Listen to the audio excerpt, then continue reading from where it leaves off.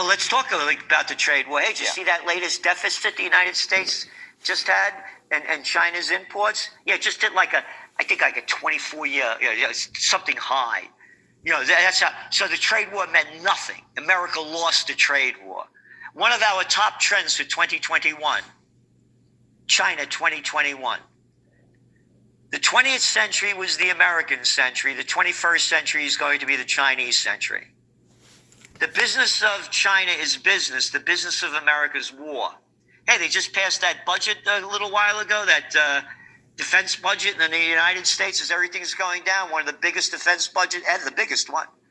Plus, when you put in the whole intelligence complex into it, intelligence, of course, is an oxymoron, considering what they do.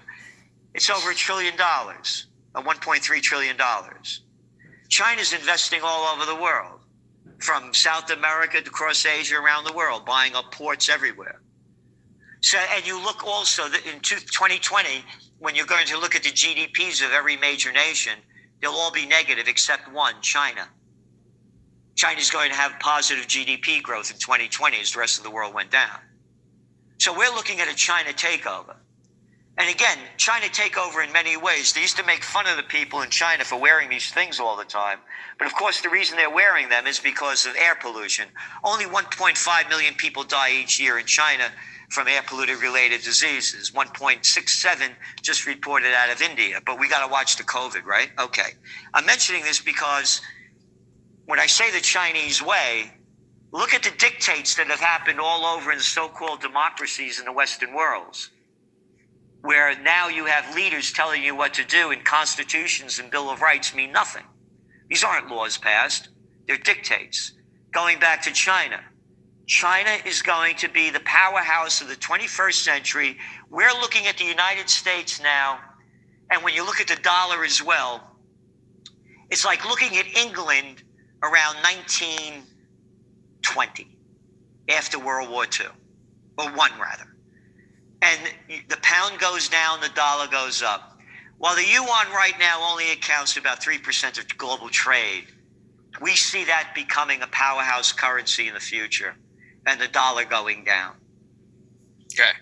Yeah, Gerald, you brought up dictators and, all these different places. Let's talk about the U.S. now. Who's more powerful in the United States, the politicians or the corporations here? Right. Let's just take a look at last week. Twitter banned Trump. Some other politicians. Ron Paul just got banned from Facebook. What's going on here? What's this trend that's happening? Again, we wrote about this. It was one of our top trends for 2018. Censorship 2.0.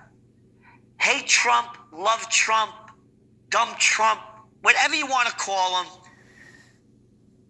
You have a private group that's censoring the president of the United States. This isn't freedom.